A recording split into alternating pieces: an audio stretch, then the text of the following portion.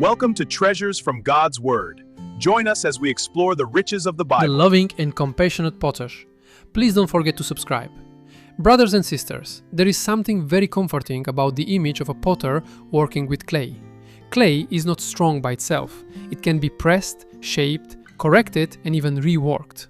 In the hands of a skilled potter, something ordinary can become something beautiful and useful. That is a fitting picture of Jehovah. He is not a cold craftsman handling lifeless material. He is a loving, understanding, and compassionate potter. He knows what we are made of. He knows our weaknesses. He knows our history. He knows our pain. And most beautifully, He does not give up on us easily. Today we will consider 3 reassuring truths. First, Jehovah shows deep compassion for His people when they suffer. Second, He does not erase the consequences of our mistakes, but He helps us carry them. Third, if we allow Him, He will keep molding us into something precious in His eyes. Jehovah feels for His people and acts for them. Think about the nation of Israel in Egypt. They were not merely inconvenienced, they were crushed. Their lives were bitter with hard labor. They were oppressed, overworked, and treated harshly. They cried out to Jehovah, and Jehovah did not ignore them. What does that teach us?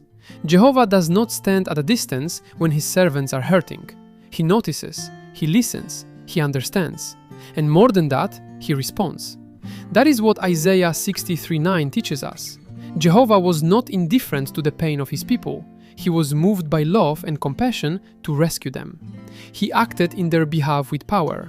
He led them out with a mighty hand, and later He kept caring for them even after they entered the Promised Land. That is deeply reassuring. Why? Because many of us have had seasons when life felt heavy.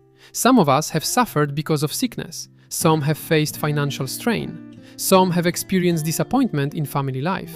Some have had emotional wounds that no one else can see.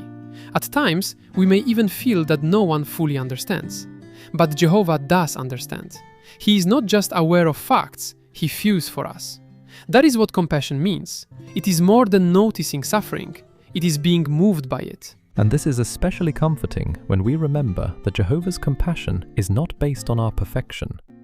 The Israelites in Egypt were not suffering because they had done everything right. Yet Jehovah still heard them. He still responded. He still saved them. So when we are overwhelmed, we should never conclude, Jehovah must be tired of me, or my troubles are too small to matter, or because of my mistakes, Jehovah will not listen. The record of Israel tells us something different. Jehovah is compassionate. He sees, He hears, He cares, and in His due time, He acts. Jehovah does not shield us from all consequences, but He helps us bear them. Now, let us consider another comforting truth. Jehovah's compassion does not mean He removes every consequence of our actions. That is not how a wise father behaves, and it is not how a loving potter works either. Galatians 6, 7, 8 reminds us that we reap what we sow. That principle is real. Poor decisions can lead to painful results. Thoughtless speech can damage relationships. Hasty actions can create problems that take time to repair. Sometimes the consequences are emotional. Sometimes they are spiritual. Sometimes they affect family life, reputation, or peace of mind. And yes, when we realize that a mistake was our own doing, we may struggle with guilt. We may replay the event in our minds. We may wish we could go back and undo it. We may even feel ashamed. But here is where Jehovah's compassion is especially precious. He does not always remove the consequence, but He helps us carry it. He does not excuse wrongdoing, but He helps the repentant one recover. He does not pretend the mistake never happened, but He guides us to move forward in a dignified and spiritually healthy way. What does that look like in practice? First, we accept reality. We do not waste energy trying to rewrite the past. The past cannot be changed. A bad choice may have left us with a difficult season of life, and fighting that reality only adds to our burden.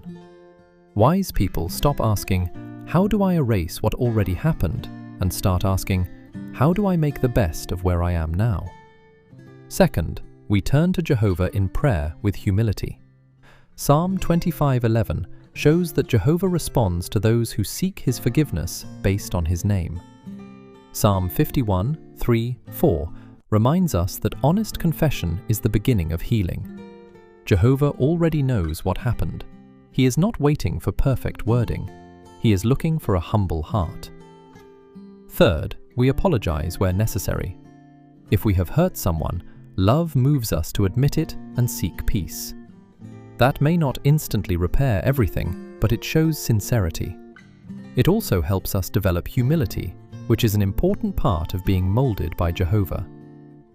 Fourth, when needed, we seek help from mature spiritual shepherds.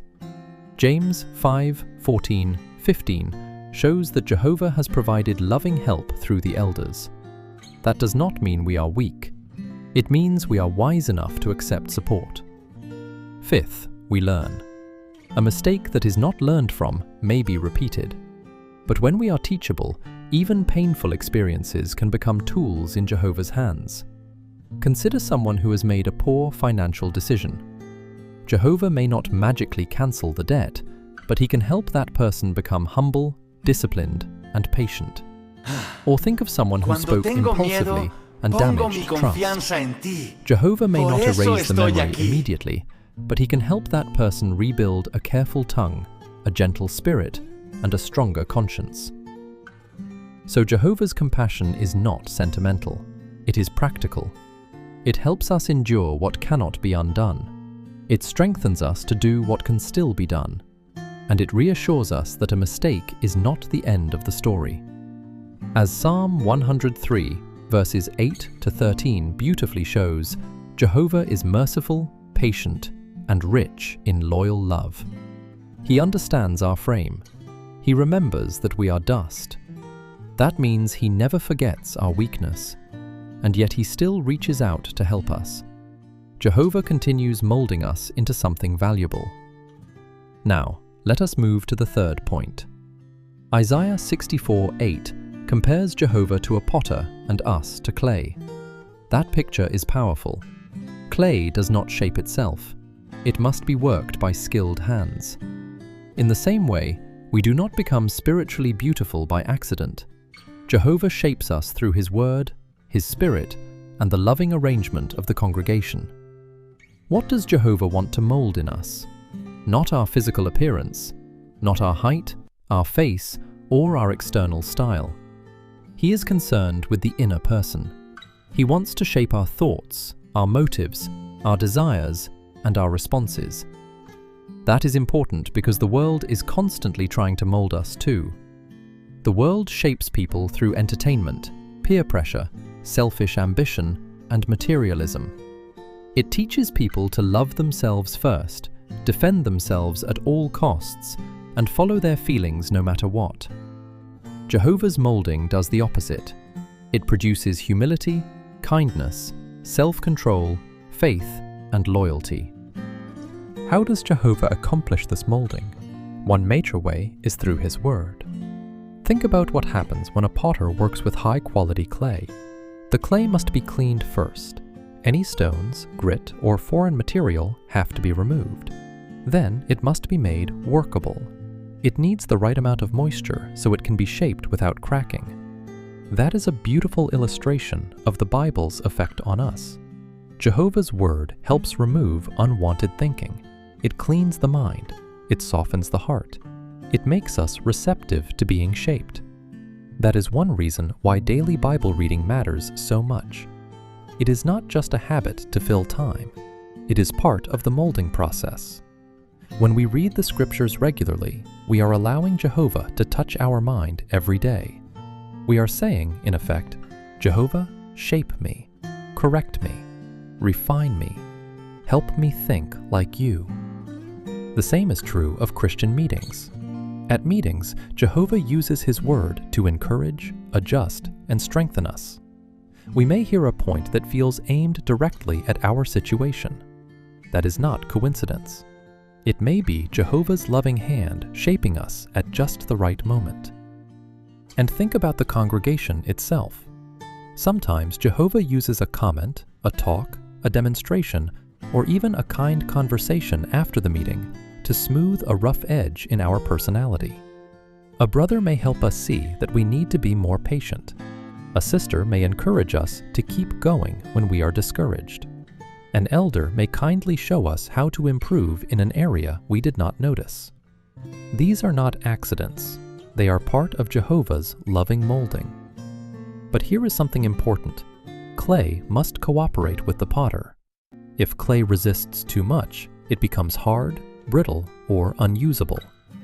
In the same way, if we resist Jehovah's training, we make it harder for him to shape us.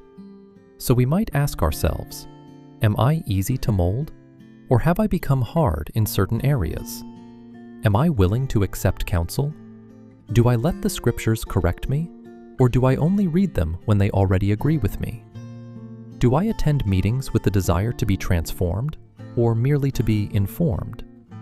Jehovah is not interested in forcing us into usefulness. He lovingly invites us to cooperate. He knows that if we remain in his hands, we will become something valuable in his eyes. What does this mean in everyday life? Let us make this very practical. When you are suffering and you do not know what to do, remember, Jehovah sees more than your problem. He sees you. Pray honestly. Keep close to the congregation. Do not isolate yourself. Let Jehovah strengthen you through his arrangement. When you are dealing with a mistake from the past, do not let shame silence your prayers. Jehovah is not waiting to humiliate you. He is waiting to help you. Admit the wrong, take responsibility, make the needed changes, and keep moving forward. When you are being molded through counsel, do not resist because of pride. Try to view correction as proof of Jehovah's love. A potter does not adjust clay because he hates it. He adjusts it because he wants it to become useful and beautiful. And when life feels slow, uncomfortable, or pressurized, remember that pressure is sometimes part of the shaping process. Clay under the hands of the potter may not understand every movement, but it is being formed with a purpose. In the same way, some of Jehovah's dealings with us may not feel pleasant in the moment, but they are loving and wise. Conclusion. So what have we learned? We learned that Jehovah is deeply compassionate.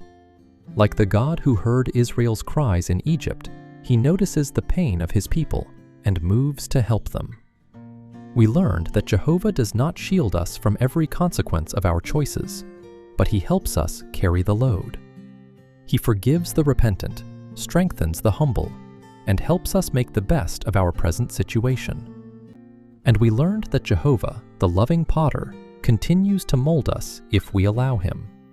Through his word, our meetings, the congregation, and his spirit, he shapes us into something spiritually valuable. Therefore, no matter what we face, let us keep in mind this comforting truth. We are not in the hands of a harsh master.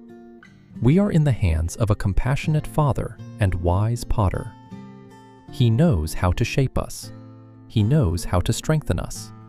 He knows how to restore us. And he knows how to complete the good work he has started. May we always trust his hands, submit to his training, and remain soft and teachable, so that Jehovah can continue making us into vessels that honor him.